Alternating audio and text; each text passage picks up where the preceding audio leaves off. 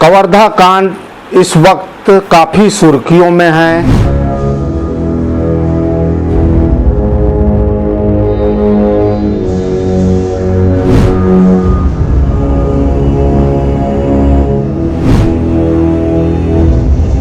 अगर वो सुसाइड करते तो उनके हाथ पैर कैसे कुचलाते, कैसे खून के दाग देते। मैं क्या करूं दाई, मला काय नंगी करके मारे आज बेटा।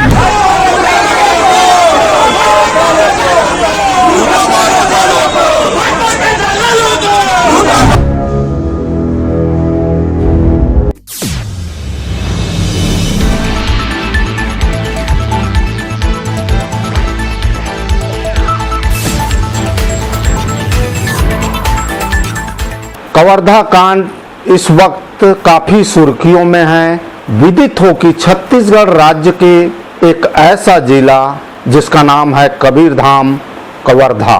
नाम सुनते ही आपके मन में, आपके दिलो दिमाग में एक शांति और ठंडक महसूस होगी कबीरधाम नाम सुनते ही।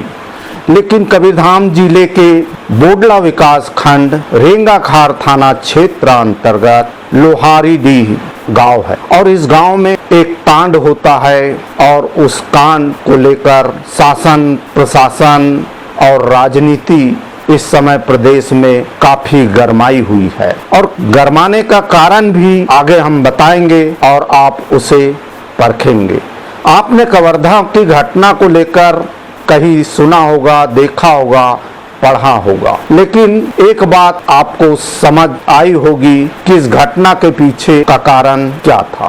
तो आज हम बारी बारी से आप तक कवर्धा के लोहारीडीह में घटित घटना के क्या क्या दृश्य आए उसे हम लेकर आएंगे। और यह घटना 14 तारीख से आरंभ हुई है दोपहर 2 बजे से।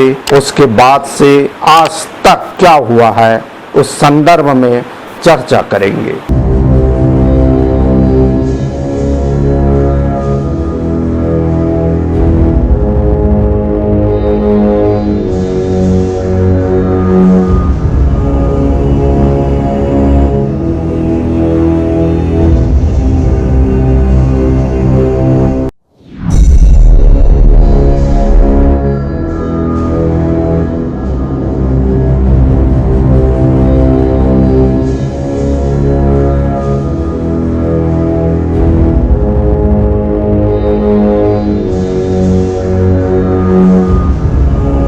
सुसाइड करते तो उनके हाथ पैर कैसे कुचलाते, कैसे खून के दाग देते, कैसे उनकी हड्डी सभी टूटे रहते, कैसे पापा के फोन पूरा फूट जाते।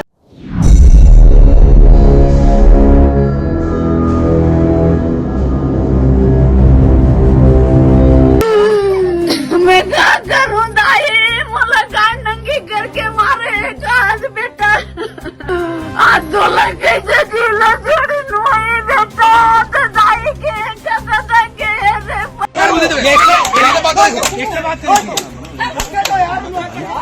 आया ना नहाने के लिए, मैं कपड़ा फेर रहा था पूरा, तो मेरे को ना चड्डी बस पहना था सर, ऐसे मारते पीटते ले गए थाना। बेटा ये क्या लगा था, मार कैसे मारे हैं? अच्छा आप देखे हो हमारा? नहीं मैंने देखी, तब बता रहा हूँ। और उसकी जो बॉडी है उसमें बहुत चोटों के निशान है, बहुत मार मारे हैं, पैर में, कमर में, पीठ में, हाथ में, सब जगह चोट के निशान। जो पहली घटना हुई है, जो दूसरी घटना हुई है, जिसने कानून को हाथ में लिया है, सब कठोरता से कार्रवाई की जाएगी। मैं अपील करता हूं भाई कि इन सारी बातों से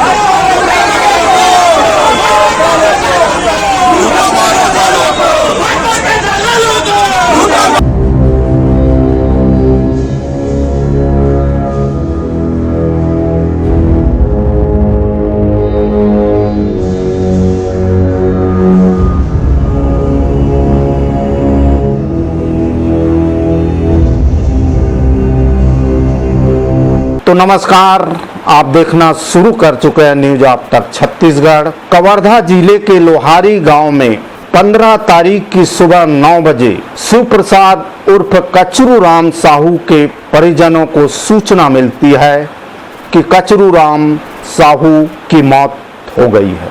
लोहारीडीह गांव से लगभग 10 किलोमीटर की दूरी पर मध्य प्रदेश के बॉर्डर बालाघाट जिले के बीजाभाट गांव में कचरू राम साहू उर्फ शिव प्रसाद साहू की डेड बॉडी किसी पेड़ में लटकी हुई मिलने की सूचना परिजनों को जाती है।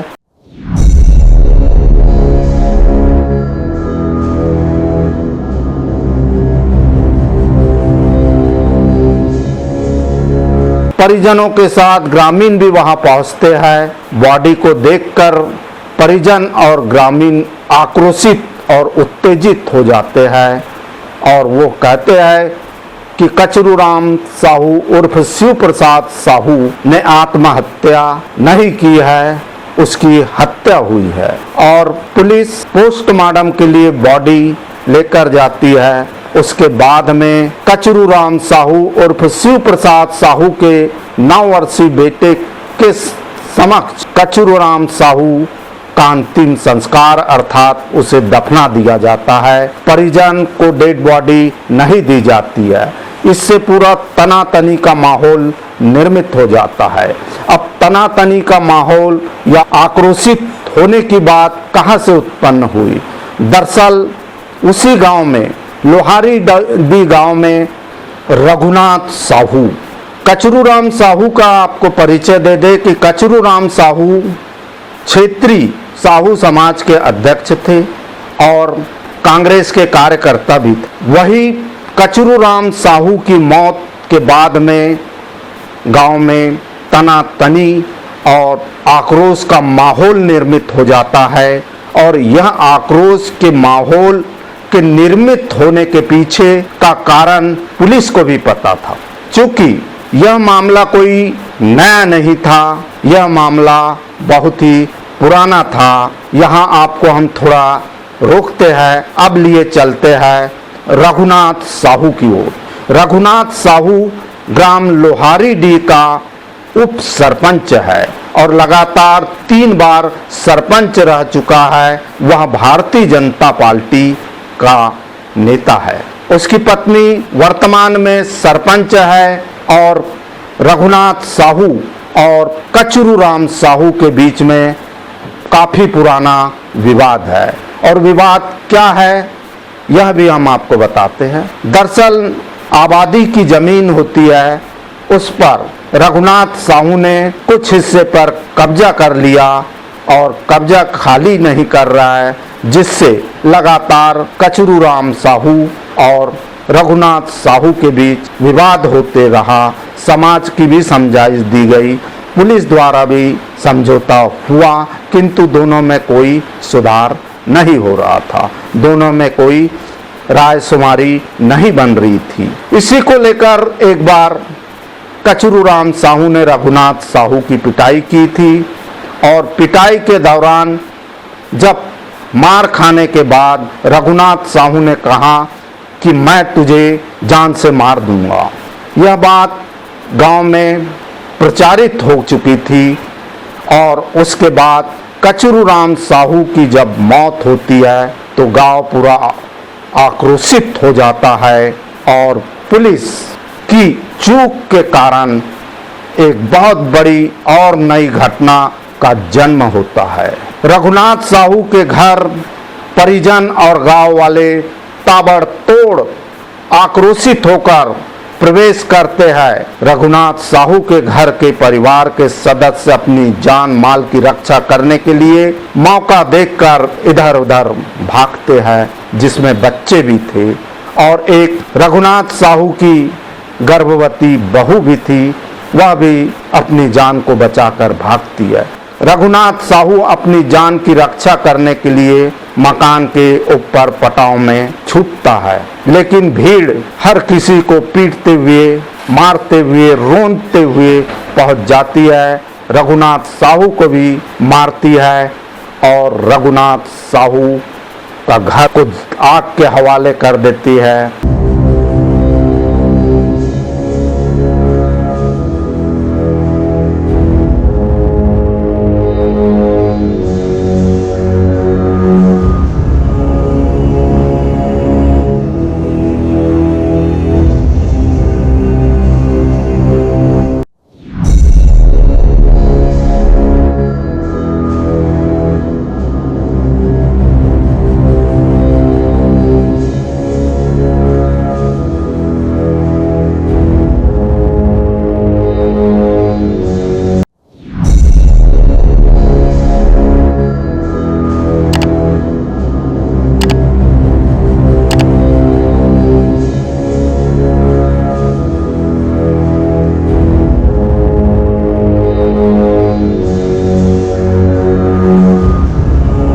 जिसके बाद रघुनाथ साहू की भी मृत्यु हो जाती है। रघुनाथ साहू की मृत्यु के बाद पुलिस हरकत में आती है।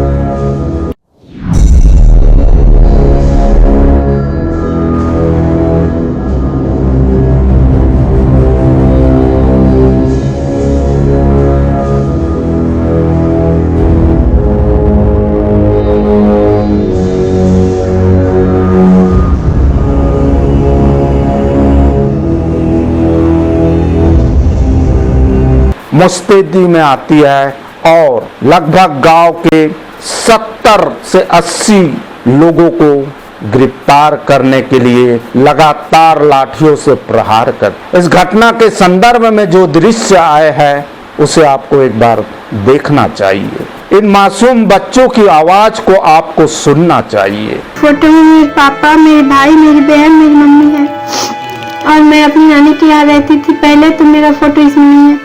हमारे गांव में एक लड़के मेरे पापा की उम्र का था, उन प्रशांत साहब ने उनको भी मार डाले पुलिस वाले।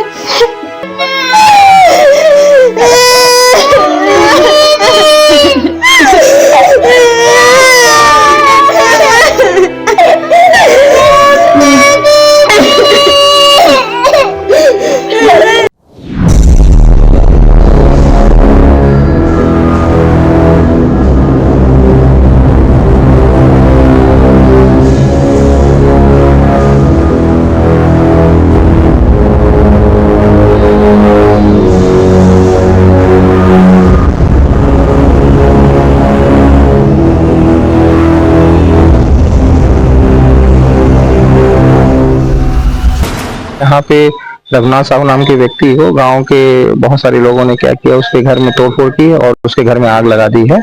और अभी पुलिस ने जब आग को बुझाया तो उसके बाद एक बॉडी इस घर में बरामद हुई है, जिसकी अभी शिनाख्त की जा रही है।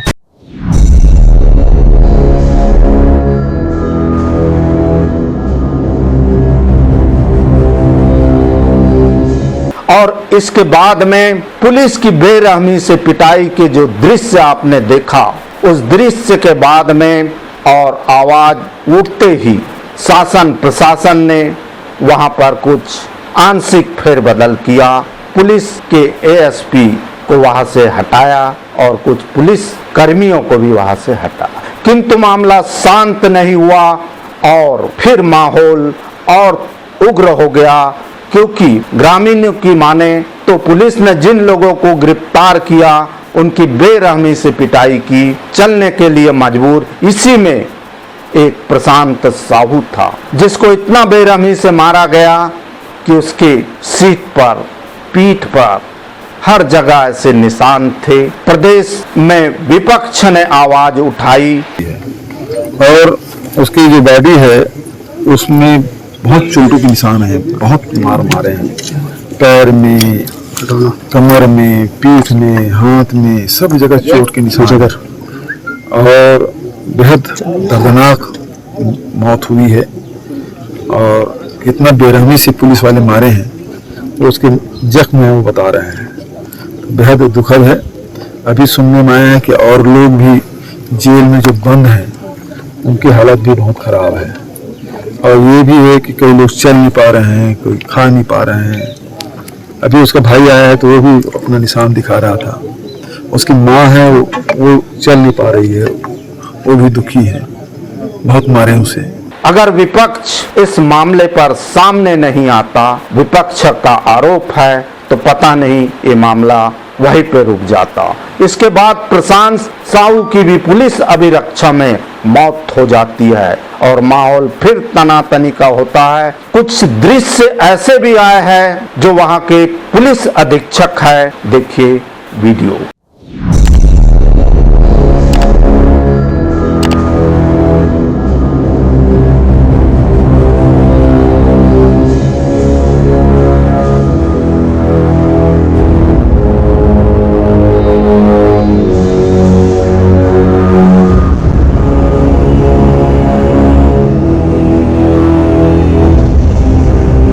इस घटना में काफी कुछ आया और राजनीति के तौर पर विपक्ष ने भी अपनी वहां भूमिका अदा की और इस प्रकरण पर लगातार नजर बनाए रखा और सरकार ने भी इस पर गंभीरता दिखाते हुए वहां का पूरा प्रशासनिक और पुलिस के जितने भी आला अधिकारी थे, रेंगाखार थाना और जिले के, उन्हें निलंबित किया, किसी को अटैच किया गया। ऐसी तमाम कार्रवाई वहां पर चल रही है और मुआवजा भी परिजनों की मांग थी, उस पर भी सरकार ने घोषणा की है।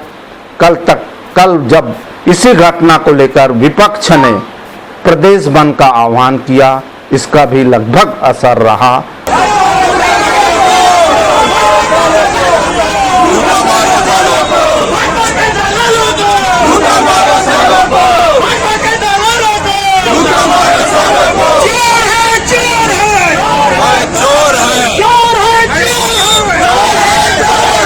और कल प्रदेश सरकार ने मजिस्ट्रेट जांच की भी घोषणा की है और इस घटना में अभी आपने देखा कि विवाद क्या था, कैसा था, लेकिन इस विवाद में दो लोगों की हठकर्मी, जीत या आपसी रंजिश या उनका सुलह नहीं हो पाना इतनी बड़ी घटना को अंजाम दी। इसमें सवाल कई उठते हैं पुलिस प्रशासन पर और सवाल उठना भी लाजमी था, क्योंकि इस घटना को लेकर प्रशासनिक चूक, पुलिस की चूक आज प्रदेश में माहौल बन गया है। प्रदेश में इस घटना को लेकर चर्चाएं बन गई है। साथ ही इस घटना के विरोध में साहू समाज भी अब सामने आ गया है। उन्होंने भी एक टीम बनाई है और घटना स्थल पर जाने की योजना बनाई है। सर, सबसे पहली मांग तो यह है कि हमारे समाज के लोगों को विगत कई महीनों से टारगेट किया जा रहा है, टारगेट करके लोगों को परेशान किया जा रहा है, मारा जा रहा है, कई प्रकार की समस्या और घटना सामने आ रहे हैं। सबसे पहले तो इसको बंद करें और दूसरा मांगे हैं कि कवर्धा के एसपी कलेक्टर को हटा करके उनके ऊपर बर्खास्त करें और उसको तत्काल उसके ऊपर FIR करना चाहिए। जिस प्रकार से बर्बरता किया गया है, ये तो ये माउनी मतलब एक आम आदमी भी इतना बर्बरता नहीं करता। तो ये